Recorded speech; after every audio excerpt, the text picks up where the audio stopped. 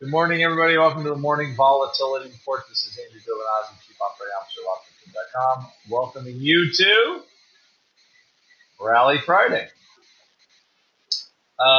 British pound is the new oil blog I wrote yesterday. Right now, though, I think the U.S. is acting, it feels like a little bit separate. Even if we look at something like FXB, okay, rallying a little bit, right? So the idea yesterday was put spreads or like say currency put flies, something like that, to give you a little downside in here, but actually get long EU in the longer term. So to the extent it looks like our market at least is totally shaking off, although we're bouncing a little bit in the EU. Pound's not recovering much. The equity market is recovering a bit faster. But today's jobs report, the U.S. creating a lot of jobs, shook off the May number. This looks like Brexit or not, it could put rate hikes back on the table, which everybody seems to like.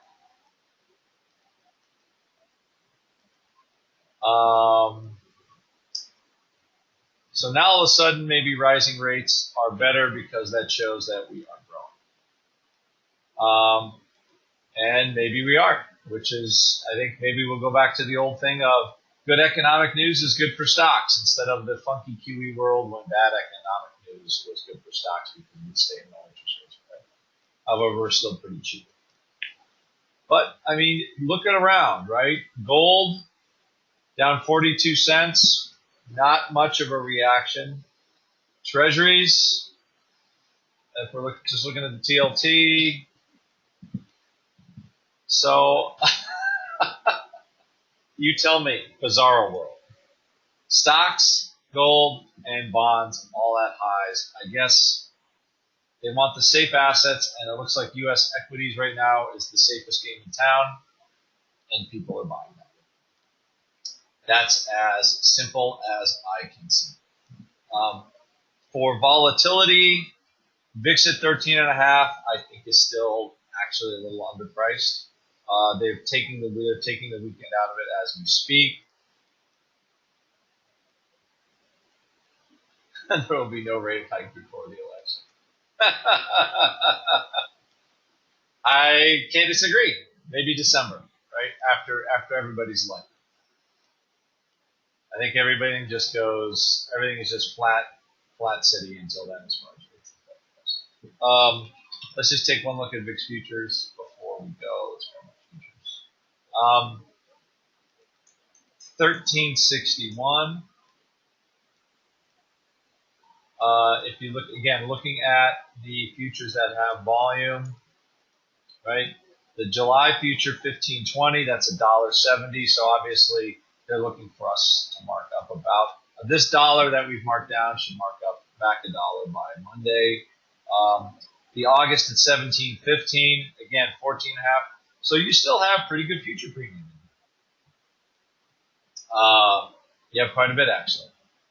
So as they decay options, we'll look at option pit for. We'll see if we can find some ways to trade SPY and the vol products together today because it looks like we're getting a little bit of the rubber band being stretched the other way, meaning puts are starting to get cheap and the futures are hanging at relatively high levels. So with that, ultimately right now I still think gamma, any kind of long gamma, looking for long-term volatility, all those types of trades look better. Right? Because the market is still moving.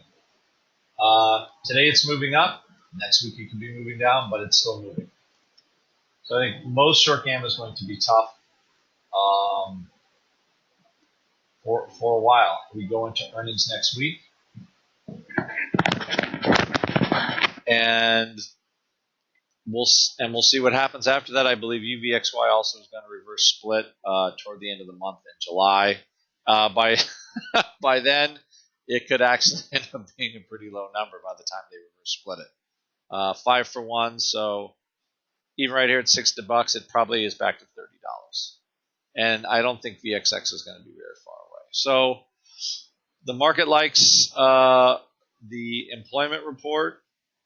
I think volatility is probably too cheap to sell. And I think that's about it. We're not seeing any back off in gold or treasuries whatsoever. So I still think we're in a bit of a bizarre land. And with that, I will see a lot of you in the chat room today at Option Pit. And everybody have a good weekend.